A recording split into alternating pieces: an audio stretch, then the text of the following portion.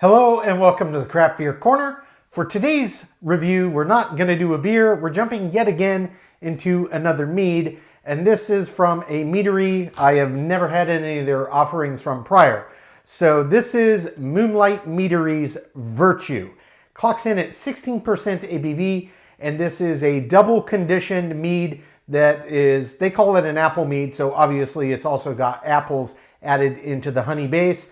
Moonlight Meadery is based in Londonderry, New Hampshire.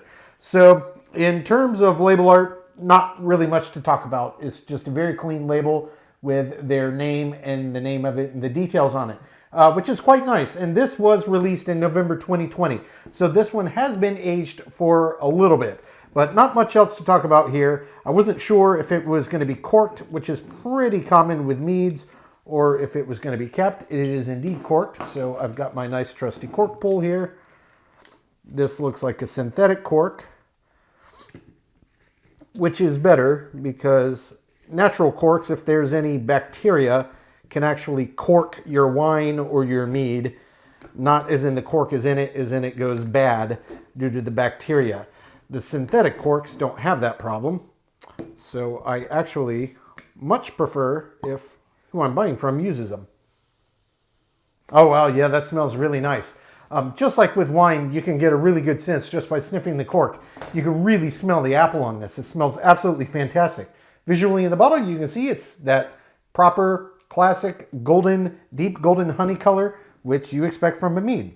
So we're gonna pour this into our nice Delirium Noel glass. I like to use this kind of tulip on the stem, short glass for sours in particular, and certainly Delirium whenever I have it. It just works really well with letting the aromas and the flavors come right up from this tulip. Visually, yeah, I mean, it looks identical as it did in the bottle. It's just lovely. It's that true deep honey golden color. It's lovely to behold. Let's get right up over this for a sniff. Oh yeah, wow. Exactly as advertised. It smells like classic mead, so it does have a bit more sharpness on the nose than your average beer. It's significantly higher ABV. So there is a sharpness to a mead on the nose if you've never had one or you never bothered to sniff one. It is a little sharper, so it's got this slight kind of boozy quality to it, but you can clearly smell honey and you can clearly smell apple. It smells absolutely fantastic. I love mead. I always say I don't drink enough of it. So here's another one I did get from Tavour. We're going to jump right in and see what this is about.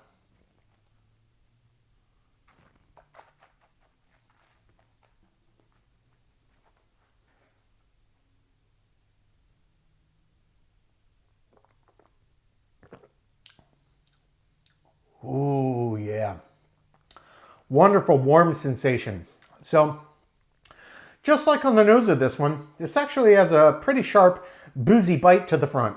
And it doesn't taste boozy beyond that initial swallow. You get this really big warm sensation, almost kind of like if you're sipping on scotch or a higher ABV spirit. It's akin to that. It's got that nice warmth, but it's way dialed back to say something like scotch. This is, you know, a little under half the average ABV of a scotch or whiskey or bourbon, but it's still way higher than your average beer.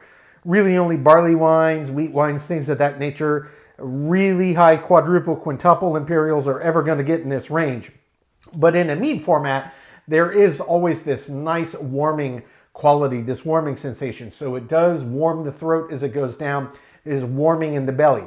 It's not kind of like some people don't really like hard liquor because it kind of takes their breath away, that higher alcohol. It's not like that. It's just really nice and warm. Meads, in particular, I enjoy drinking in the wintertime when it gets nice and cold for that exact reason. It's got this really nice warming quality. So beyond that bite, beyond the initial booziness, what you get is exactly what it says on the label. This is really equal parts honey and equal parts apple, and they are both distinctly there. Absolutely there in spades. I would say it's almost an equal 50-50 balance to this classic honey notes and the apple notes. I'm not going to go so far as to pretend what variety of apple that they used, but it's very, very nice. It doesn't feel to me like it's a tart variety, like a Granny Smith. This feels like a classic sweeter variety, maybe a Macintosh, a Red Delicious, a Golden Delicious, something of that nature. But it's got a very clear, present, forward apple flavor, perfectly in tandem and in equal parts with that honey. And yeah, meads do have a slight subtle sweetness to them. There's a lot more fermentables in here, a lot more sugar content, with honey being the base fermentable in any mead. So there is typically a little residual sweetness that's left that doesn't get converted into alcohol. That's very typical. It's not a sweet beverage, but there is a sensation of sweetness, which is why meads that have added flavors, be it berries, be it apples, any other kind of fruit, tend to really taste quite strongly of that additive because there is that extra residual sugar that didn't get converted into alcohol during the fermentation process. But this is absolutely fantastic. So beyond the flavor, this is actually, not all meads are like this, but this is one where the weight and the mouthfeel really matches the ABV, 16%. This is very, very weighty. If this were a beer, you would call it heavy all day long. It has real substance to it, and it is extremely thick. It's almost bordering on syrupy. When you agitate around the palate, you can really tell just how clearly higher the ABV is here on something like this mead compared to your average beer. It is way thicker, way, way, way thicker. It's viscous to its core. So it really is thick and moves around and really coats the palate. So it does a really good job of coating all the nuances of the flavor. And it's absolutely fantastic.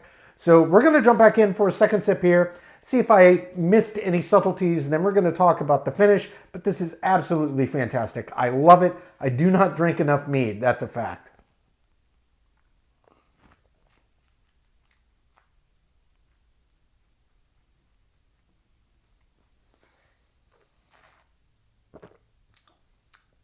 Nice bite. There's elements of that bite on the front that almost remind me of a bourbon barrel-aged stout. It's double conditioned, double barrel conditioned. I don't know what type of barrels they use.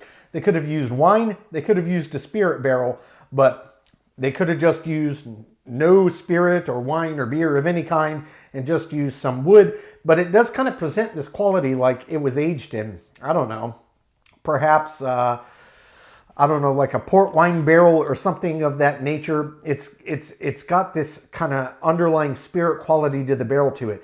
What it actually does taste to, I'm not suggesting that that's what they used, but there's a lot of subtlety of flavor that comes through, especially on the front, that puts me a lot in mind of like a rum or a bourbon barrel.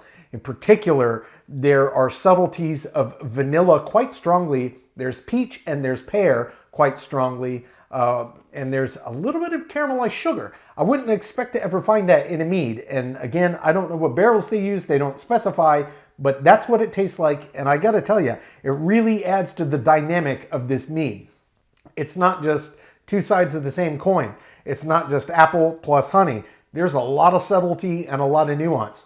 On the first sip, I didn't really get it because I was trying to pay attention to so many factors I was trying to pick apart to what I was getting. But on second sip, I really got to enjoy because I already got the meat and potatoes. So I was really acutely paying attention to what happened with this flavor profile. And it is extremely complex. It's very, very layered. I would say this is far more complex than your average mead. Even ones that have additives. This is certainly in the top 3 or 4 meads I've reviewed in terms of complexity, to be certain. There's a lot that's happening here. And if you really don't take your time and pick it apart as you're sipping on it, you're going to miss it. And that's a shame because it's really, really nice. So let's talk about the balance. Really, we're talking mead, we're talking apple. That's really equal parts. But I think the third part is whatever barrels they used. If it was just plain wood, if it was some kind of spirit or wine or port or sherry or some kind of barrel like that, it really imparted this complexity underneath an already complex mead, just based on the subtleties of flavor coming out of it and aroma, to be certain. But it's absolutely fantastic. In terms of the finish, this is a mead. It's not, a big West Coast style IPA.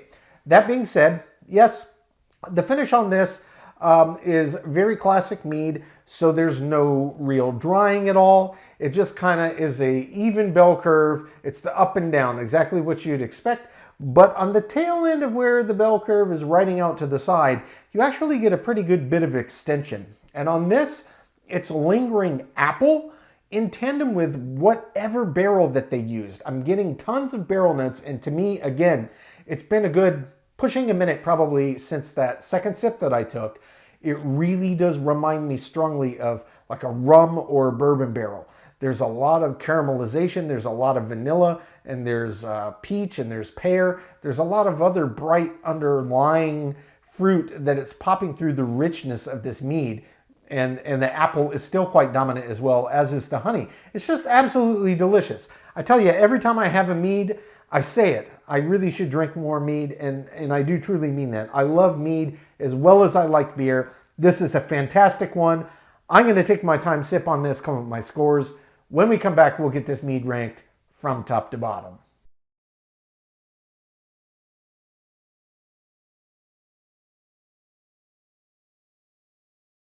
All right, now that we've gotten to enjoy this mead, we're going to get it ranked. This was Moonlight Meadery's Virtue, a mead that was also fermented with apples. This one clocked in at 16% ABV. Moonlight Meadery is based in Londonderry, New Hampshire, and this was double barrel conditioned.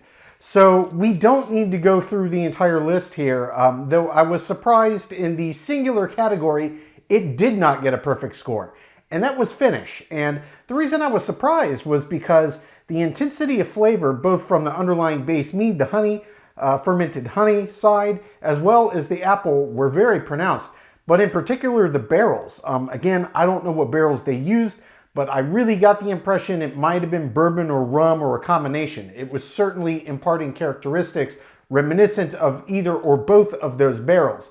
And frankly, I thought that the barrels would help push it out a little further. Make no mistake, it was certainly longer than your average mead, but considering the barrel intensity and the overall pungency of the flavor in this one, I did expect it to linger a little bit longer than it did. That said, it was above average. It gets a 7 out of 10.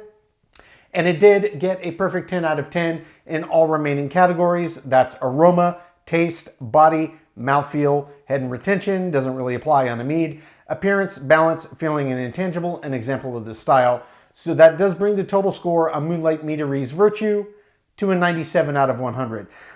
Look, I know I say this all the time. I really don't drink enough mead, and I mean it every single time. I mean, I have yet to have a mead that I was like, meh, that's just meh. It's just one of those beverages, if you like it, you're really going to have a good time. And we're kind of in a mead renaissance of sorts on the heels of the craft beer movement that's been booming for decades. Mead is another thing that's come back into style, and we're all the luckier for it. I find the vast majority of mine from Tavour. So yes, it is a craft beer app, but yes, you can also get mead and of course ciders as well. So definitely check Tavour out if you haven't yet. After all these recommendations, it's definitely worth your time. And if you're a mead fan, this is one I would absolutely keep on my radar. Folks, that's today's review. As always, I do sincerely appreciate you tuning in today. Please don't forget to like, comment, and subscribe. If you want to stay in the loop when our videos go live, just turn on your notifications. Hit that bell icon. It's right next to the subscribe button. Until next time, keep your beer, keep your craft. We'll see you on the next one. Cheers.